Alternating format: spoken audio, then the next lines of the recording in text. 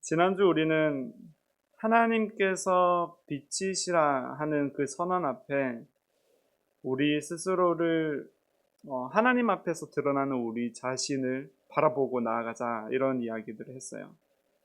그러니까 요한은 우리가 우리 죄를 자백해야 한다라고 이야기를 할 때 이 자백이 단순히 우리의 기준에서의 어떤 죄 같은 것들, 그러니까 윤리적이고 사회적 도덕적인 어떤 기준에서 우리가 죄를 이야기하고 그 죄에 대한 자백을 하는 것이 아니라 내 상태에 대해서, 내 존재에 대한 하나님의 진단이 무엇인지를 인지하게 되고 그 하나님의 진단에 동의하며 나아가는 것이 우리가 해야 할 자백이라는 이야기를 나눴죠.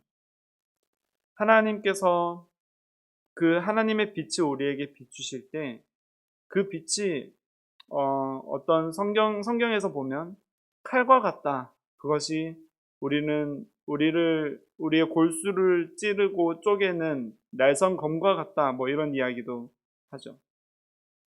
그런데 그 하나님의 빛이, 그리고 하나님께서 우리의 죄에 대한 고발하시며 우리를 죽이기 위함이 아니라 우리를 살리고 하나님과의 사귐을 회복하기 위한 하나님의 은혜의 통로라는 거예요. 우리가 자백을 할 때요, 우리의 존재를 하나님께서 어떻게 나타내시는가.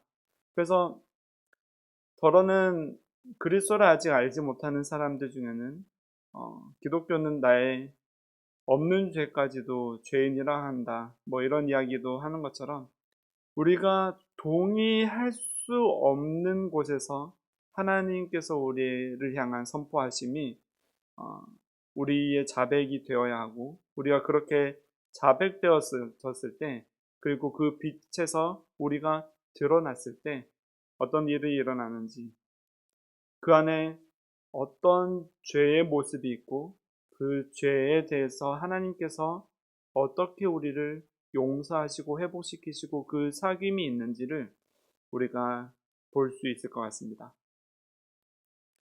지난주에 이제 8절과 10절을 주로 다루면서 9절로 넘어가다가 이제 마친 대목이 있는데요. 이제 9절을 다시 보려고 합니다. 만일 우리가 우리 죄를 자백하면 그는 미쁘시고 의로우사 우리 죄를 사하시며 우리를 모든 불의에서 깨끗하게 할 것이요, 이렇게 이야기하고 있죠. 이제 8절과 10절에서는 우리가 죄가 없다고 하면, 범죄하지 아니하였다 하면 그것이 얼마나 큰 하나님 앞에서의 범죄인지를 우리에게 이야기하고 있죠. 그런데 이제 9절에 넘어가면 우리 죄를 자백하면 깨끗하게 할 것이요 하는 이런 이야기가 나와요. 9절을 우리가 잘못 이해하게 되면요, 이 성경 전반에 흐르는 어떤 죄에 대한 자백과 그에 대한 용서의 문제인데요, 9절을 잘못 이해하게 되면 마치 우리가 죄를 자백하기만을 기다렸다가 또 우리가 죄를 자백했을 때, 그러니까 우리가 결단해서 인간이 스스로 죄를 뉘우치고 그 죄를 하나님 앞에서 나열했을 때, 그래서 심판장이신 하나님 앞에 스스로 자신의 죄에 대한 고발을 하고 그 앞에 나섰을 때 우리 죄를 사하시고 깨끗하게 하시는 그 구원이 조건부처럼 따라오는 것처럼 우리는 이해하기가 쉬워요. 그러니까 이 편지가 이미 그리스도를 믿는 이들에게 쓰이고 있다는 점, 그리고 이단을 경계하고 있다는 점을 미루어 봤을 때, 또 한편으로는 우리 그리스도인들이 죄를 자백하고 매일 회개 기도를 하지 않으면 이런 일이 일어나지 않을 수도 있다 하는 경각심을 주는 대목 같기도 하다는 거죠. 그러니까 두 가지 의문이 들게 되는 거예요. 이제 우리가 죄를 자백하면 하나님께서 우리를 깨끗게 하신다. 그러면 그 하나님께서 깨끗게 하시는 하나님의 구원의 문제가 우리가 우리의 의지로 죄를 자백하는 것에 있느냐 하는 것이고, 또 하나는 그렇다면 우리가 매일 죄를 짓게 되는데 우리가 죄를 짓게 되는 것을 자백하지 않으면, 회개하지 않으면 우리는 용서받지 않는가 하는 어떤 문제에 우리가 도달하게 돼요.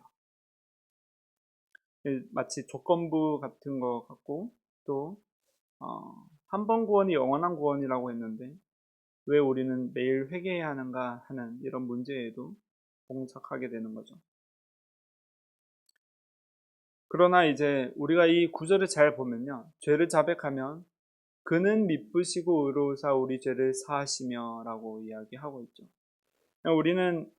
우리가 죄를 자백해서 우리의 어떤 행동에 대한 결과로서 얻어지는 것처럼 보일 때가 많지만, 성경은 단호하게 우리에게 계속해서 이야기하고 있는 것이 하나님의 성품에 대해서 이야기를 하고 있어요.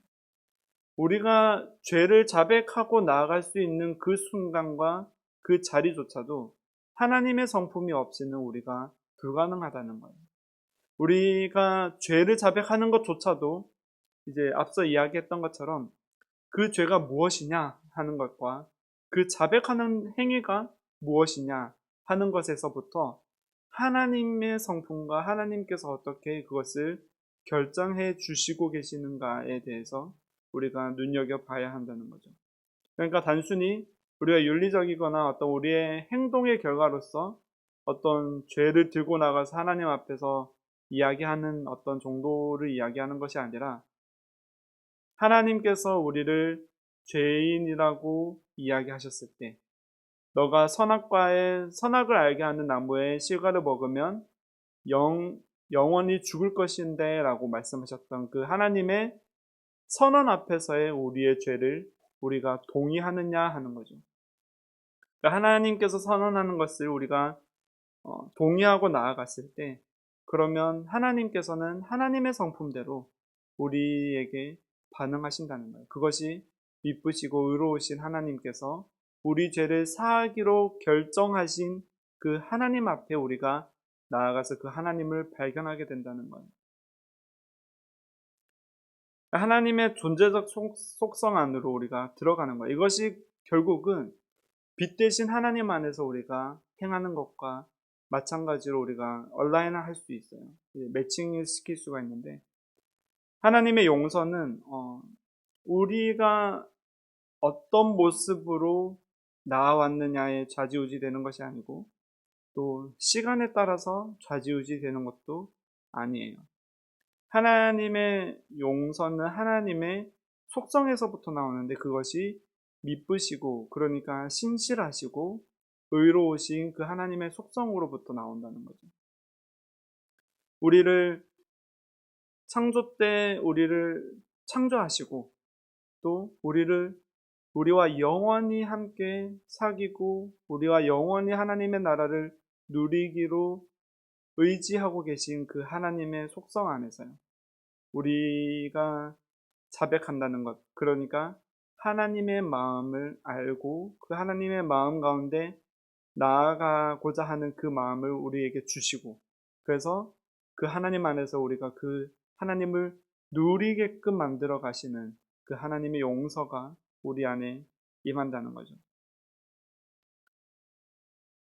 하나님께서는 단순히 어떤 우리의 행동으로서의 죄에 대한 이야기만 하는 것이 아니라, 우리의 존재 자체에 하나님으로부터 떨어져 버린, 하나님과 상관없이 살아가는 우리의 죄인의 속성, 그러니까 선악을 알게 하는 나무를 보암직도 하고 탐스럽기도 해서 내가 먹고자 하는 그 결정을 하는 인간으로서의 죄인의 모습으로부터, 이것을 먹으면 영원히 너희가 죽을 것이라, 이것을 먹으면 너희에게 생명이 없다라고 단언하신 하나님의 선포 안으로 들어가는 인간의 존재의 모습으로 하나님이 회복시키신다는 거예요.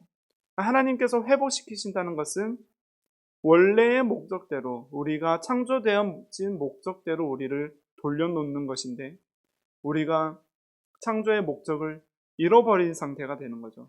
그것을 범죄하였다, 그것이 너희의 실상이다 라고 이야기하는 거예요.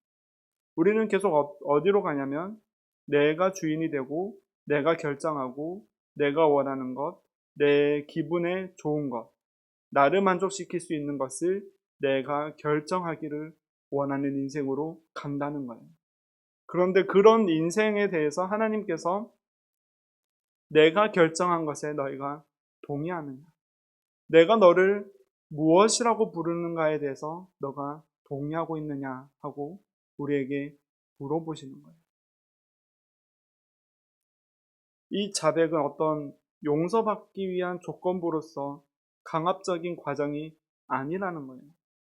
우리를 정죄로 몰아넣기 위해서 하나님께서 우리를 몰아넣으시는 것도 아니라는 거예요. 내가 너를 회복시키기 원하는데 그 회복의 자리로 너가 돌아오기 원하느냐 물어보시는 거죠.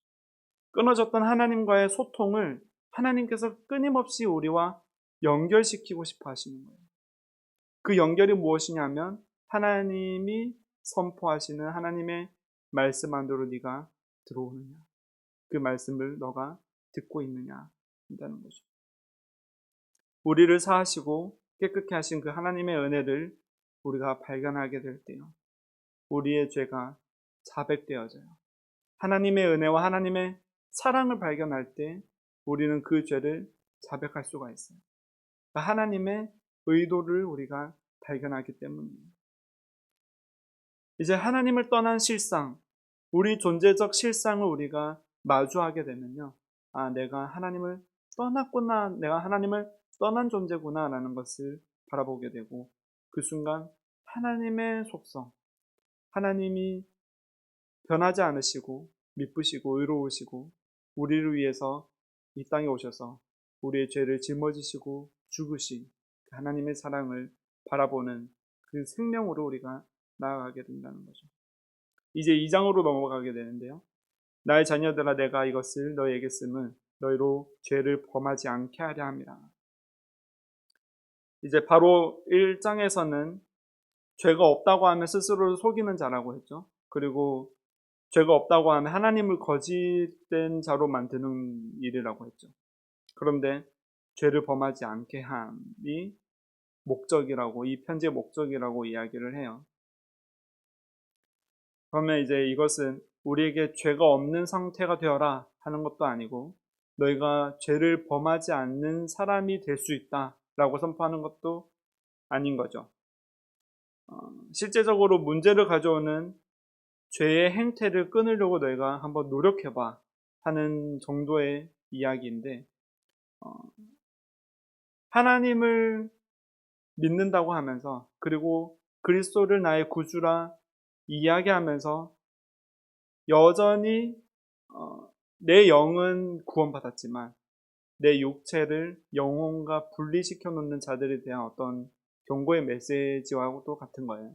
그러니까 너희가 너희 존재의 실상을 하나님 앞에서 발견하였다면, 그러면 이제는 이미 너희가 이 육체에 사는 동안의 모든 인생의 날들도 그 영혼과 연결되어 있는데, 하나님께서 이미 너희를 위해서 십자가에서 대속하심으로 인해서 하나님께서 너희를 영혼 가운데 놓아두셨고 너희를 그렇게 정의하셨고 너를 아들이라 부르시고 너희를 자녀라 부르시는데, 너희가 육체 가운데 거하면서 범죄하지 않도록, 그러니까 하나님을 떠난 자처럼 살지 않도록 노력해라 라고 이야기하고 권면하는 거죠.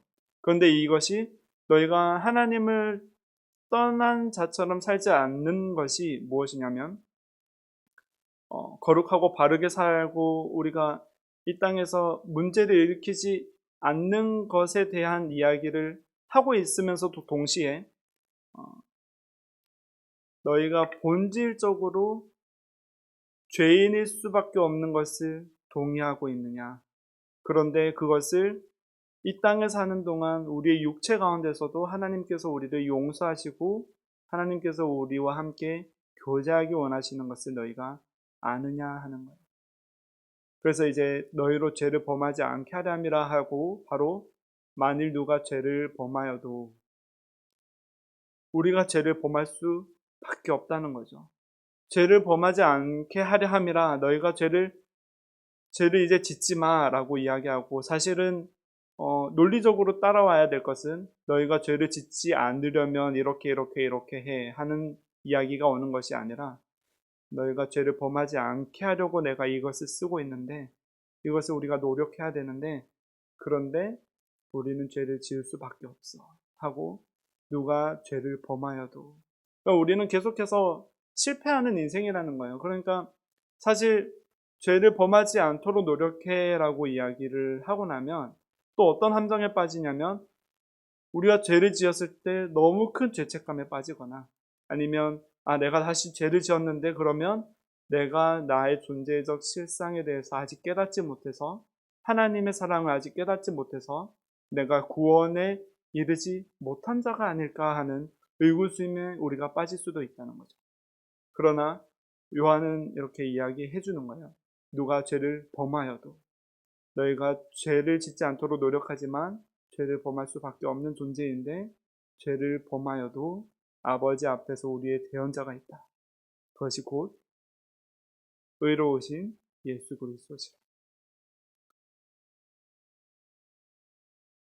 우리가 우리의 존재의 실상을 발견하는 순간, 그러니까 하나님께서 의로우시고 하나님 앞에서 우리는 범죄한 인간임을 우리가 인지하는 그 순간에 우리의 실상을 고백하면서도 동시에 우리를 또한 그럼에도 불구하고 우리를 살리시고 그럼에도 불구하고 우리를 의롭다 여기시는 하나님의 은혜를 우리가 만끽하게 된다는 거예요.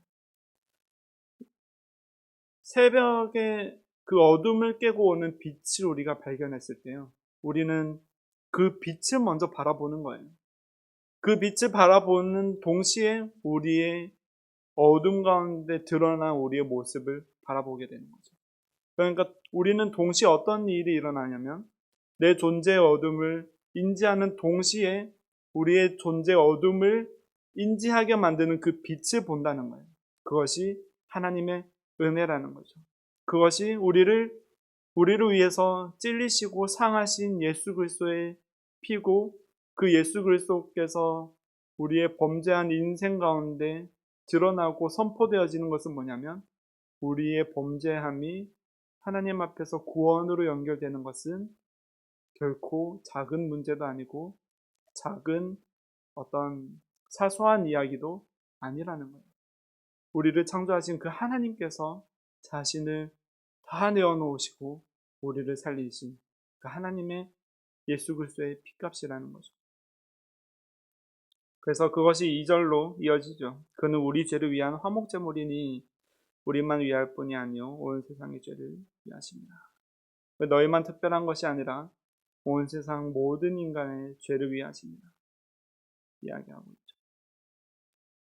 화목제물은 하나님과의 사귐이 하나님과의 관계가 회복됨을 기뻐하는 제물이에요. 화목제를 드리는 거죠. 이제 우리가 화목되어졌다. 하나님과의 그 기쁨을 선포하는 날이에요. 예수 그리스도께서 화목제물이 되심을 성경에서 이야기하는 것은요, 그냥 단지 번제로서 어떤 죄를 씻어주시는 것만의 목적이 있는 것이 아니라 예수님의 그 희생은요, 예수님의 죽으심과 그 부활하심은 화목이라는 거예요. 화목에 있다는 거예요. 하나님과의 기쁨, 하나님과의 사귐, 하나님과의 동일한 그 하나님 나라에 살아가는 그 기쁨을 우리가 만끽하게 되는 거예요.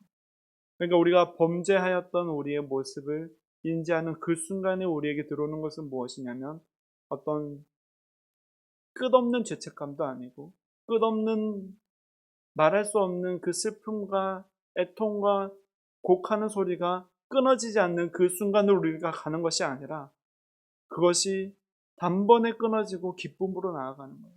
기쁨으로 나아가고 하나님의 은혜를 바라보게 되고 하나님의 사랑을 우리가 누리게 되는 거예요. 그것이 하나님을 누리는 인생으로 하나님께서 초청하시는 거예요. 빛 가운데 있다는 것은 죄를 전혀 짓지 않는 상태가 아니라 죄를 지었을 때, 우리가 범죄했을 때 하나님을 잠깐씩 잊어버리고 떠날 그 순간에 우리가 계속해서 하나님 앞에서 인지되어지는 상태가 된다는 거죠. 그러니까 우리의 모습이 빛 가운데 드러나 있는 상태라는 거예요. 하나님 안에서 우리의 실존이 발견되고요.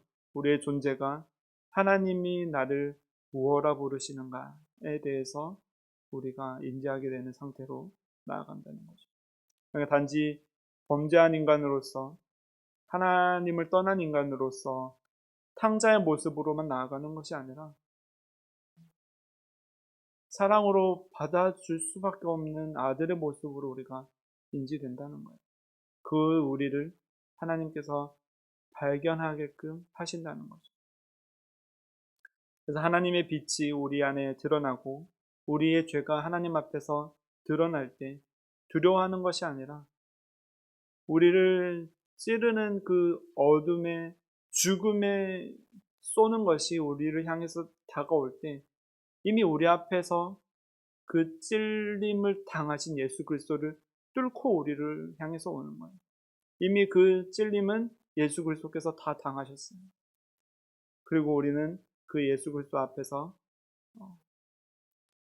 수고하고 무거운 짐진 자들아 다 내게로 오라 내가 너희를 쉬게 하리라 하시는 평안의 초대로, 기쁨의 초대로 우리는 나아가게 된다는 거죠. 그 미쁘시고 의로우신 하나님 앞에 우리의 모든 것들을 내어놓고요. 또 참된 사귐의 기쁨을 회복시키시는 그 하나님을 누리는 저와 여러분 되기를 주의 이름으로 축복합니다.